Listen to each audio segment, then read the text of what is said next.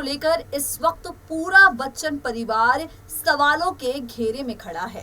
आप सब जानते हैं किस तरीके से 5 साल पहले का ये विवाद है जिसने एक बार फिर से जोर पकड़ा। जिस तरीके से इस केस की छानबीन शुरू हुई, ईडी ने ऐश्वर्या राय बच्चन को पूछताछ के लिए बुलाया और इस केस से ऐश्वर्या का नाम जुड़ जाने के बाद ये मामला और भी ज्यादा हाई प्रोफाइल हो जाता है। ऐश्वर्या को प्रवर्तन निदेशालय ने पूछताछ के लिए बुलाया और वहां जया बच्चन ने सदन में खड़े होकर रूलिंग पार्टी पर जमकर वार किए। जया बच्चन सदन में अपना आपा खो बैठती हैं। एनडीपीएस एक्ट पर बोलने के बजाय यहां जया जी ने भारतीय जनता पार्टी को श्राप देना शुरू कर दिया और ये मुद्दा अब राजनीति के अखाड़े में भी काफी ज्यादा शोर मचा रहा है। इन सबके बीच में आज हम आपको बताने जा रहे हैं किस तरह जया जी आज नहीं बल्कि हमेशा जो अपनी बहू की ढाल बनकर खड़ी रहती हैं, जया जी जो हमेशा से अपनी बहू का फुल टू सपोर्ट करती हैं, वही जया बच्चन एक वक्त पर अपनी बहू ऐश्वर्या के लिए काफी ज्यादा मुश्किलें भी खड़ी कर चुकी हैं।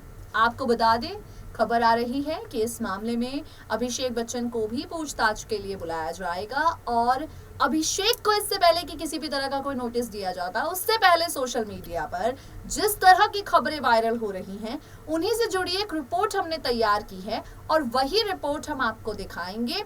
सुनिए जरा। पनामा पेपर मामले को लेकर ऐश्वर्या राय बच्चन ईडी के निशाने पर हैं और इन सबके बीच उनकी सास जया पूरी तरह से ऐश्वर्या को सपोर्ट कर रही हैं। किस तरीके से जया बच्चन ने सदन में खड़े होकर ऐश्वर्या राय बच्चन के सपोर्ट में भारतीय जनता पार्टी को श्राप दिया है, आप सब ये बात जानते हैं। खैर, आपको बता दें, ऐसा नहीं है कि ऐश्वर्या का सपोर्ट जया जी हर बार करती हैं। एक बार उनके चलते ऐश्वर्या को काफी ज्यादा शर्मिंदा भी होना पड़ा था।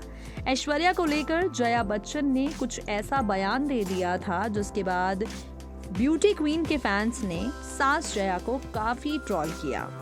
आपको बता दें, साल 2007 में ऐश्वर्या अभिषेक की शादी हुई थी। शादी के बाद कपल एक बेटी के पेरेंट्स बने।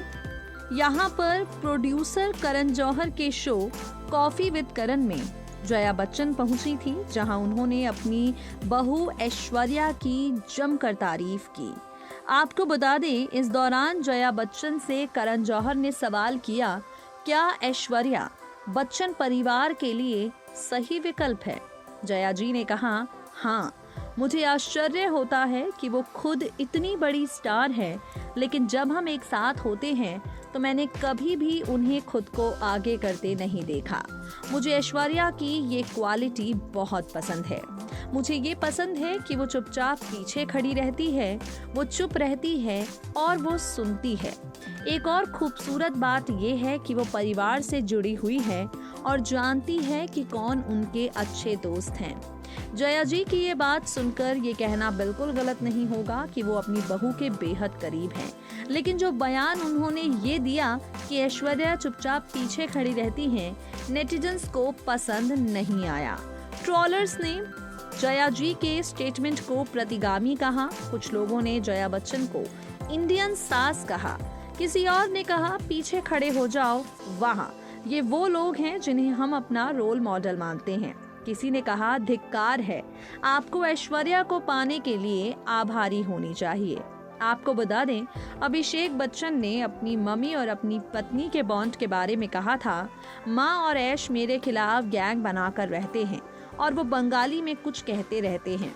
मॉम को इस भाषा का पता है क्योंकि वो बंगाली हैं और ऐश्वर्या ने फिल्म चोखेर बाली में ऋतुदा के साथ काम किया था, तो वो इस भाषा को अच्छी तरह से बोल सकती हैं।